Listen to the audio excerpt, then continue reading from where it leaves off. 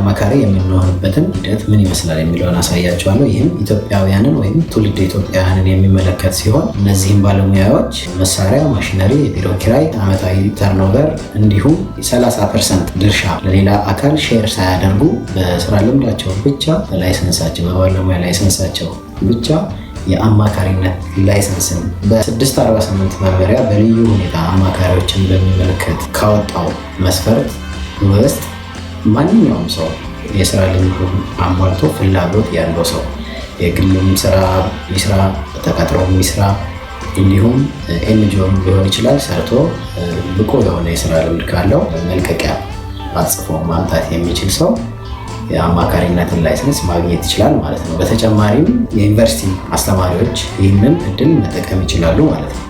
የዩኒቨርሲቲ መምህራን የአማካሪነትን ላይሰንስ ያገኛሉ ማለት ነው። ኮንትራክተር መሆን አይችሉም። ሆኖም ግን የአማካሪነትን ላይሰንስ በዚህ በልዩ ሁኔታ በተቀመጠው ሁኔታ ውስጥ ተጠቃሚ ናቸው። የአማካሪነትን ላይሰንስ ከሚያገኙባቸው የአማካሪነት ወይም የኮንሰልታንት ምድቦች ውስጥ እነማን ናቸው የሚለውን ስናይ የህንፃ አማካሪ አለ፣ የአርክቴክቶች አማካሪ አለ፣ የመሐንዲሶች አማካሪ፣ የኮንስትራክሽን ማኔጅመንት፣ የከተማ ፕላን ስራዎች አማካሪ እንዲሁም ልዩ አማካሪ የሚሉ ተዘርዝረዋል ማለት ነው። ለምሳሌ የመሐንዲሶች አማካሪ የሚባሉት የሃይዌይ እና የድልድይ የሳኒተሪ የስትራክቸራል እየተባለ ውስጡ ሰብ ግሩፕ አለው ማለት ነው። ሌላው ደግሞ ልዩ አማካሪ የሚባሉት ውስጥ ስናይ የንብረት አቻ ግንባታ፣ የህንፃ ውስጣዊ ክፍሎችን የማስዋብ ኢንተሪየር ዲዛይን ጋር በተገናኘ እንዲሁም የኮንስትራክሽን ኦዲት ውስጡ ተካተዋል ማለት ነው። ከነዚህ የአማካሪዎች ምድቦች ውስጥ አንዱን ላይሰንስ ያገኛሉ ማለት ነው። ይህንን ላይሰንስ እንዴት ያገኛሉ የሚለውን ስናይ ልምዳቸውስ ምንድን ነው የሚመስለው፣ በምን አይነት ልምድ ይህንን ላይሰንስ ያገኛሉ የሚለውን ስናይ በሶስት ምድቦች ውስጥ ተከፍለዋል ማለት ነው።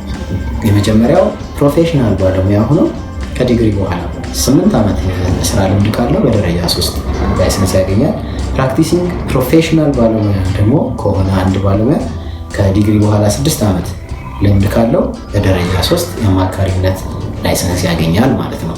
በተጨማሪም ደግሞ 3 ሆነው ለተደራጁ ተመጋጋቢ የስራ ልምድ ያላቸው እንዲሁም ፕራክቲሲንግ ፕሮፌሽናል ባለሙያ ለሆኑ 3 ሰዎች ደረጃ 2 የአማካሪነትን ላይሰንስ ያገኛሉ ማለት ነው። ስለሆነም ከሰሩበት የሙያ ጋር ተዛማጅ በሆነው አንዱ አማካሪ መሆን ይችላሉ ማለት ነው።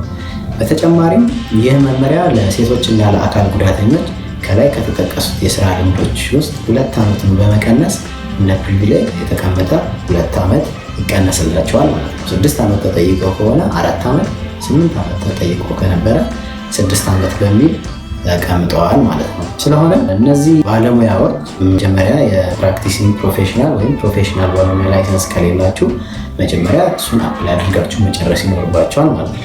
እሱን ላይሰንስ ከያዛችሁ በኋላ ነው ወደ የሚቀጥለው ስቴፕ የአማካሪነት ላይሰንስ የመሄድ ፕሮሰስ የምታደርጉት ማለት ነው። ስለሆነ መጀመሪያ ፕሮፌሽናል ወይም የፕራክቲሲንግ ፕሮፌሽናል ባለሙያ ለማድረግ ከምትፈልጉት አገልግሎት ጋር የሚጣጣም የስራ ልምድ ሊኖራችሁ ይገባል ማለት ነው። ተመጋጋቢ ወይም ተያያዥ ካልሆነ በሌላ ፕሮፌሽናል አውጥታችሁ ሌላ አማካሪ ላይሰንስ ብትጠይቁ ቫልዩ የለውም ማለት ነው። ስለሆነ እሱን ፕሮሰስ ቀድማችሁ ልክ ኮንትራክተር ጋር በሰራሁት ቪዲዮ ያሉትን ሪኳየርመንቶች ማሟላት ይኖርባችኋል ማለት ነው።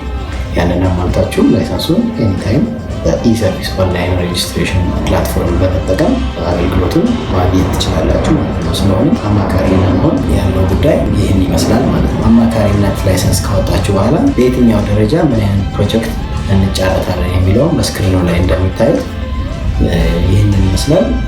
በደረጃ 1፣ በደረጃ 2፣ በደረጃ 3 ለተቀመጡት የአማካሪ ምድቦች የትኛውን ላይሰንስ አውጥተን የትኛው ፕሮጀክት ከኛ ልምድ ጋር ይሄዳል የሚለው ከእስከ የሚለውን ብር በዚህ አግባብ የተቀመጠ ነው ማለት ነው። ስለሆነ እድላችሁን መሞከርና ወደ ስራ የመግባት ፍላጎት ያላችሁ ባለሙያዎች ይህንን አገልግሎት መጠቀም ትችላላችሁ ማለት ነው። ስለነበረን ጊዜ ከልብ አመሰግናለሁ። ሰብስክራይብ ማድረጋችሁ እንዳትረሱ፣ ላይክ ማድረጋችሁን እንዳትረሱ። በሌላ ፕሮግራም በሚቀጥለው ሳምንት እስከምንገናኝ መልካም ጊዜ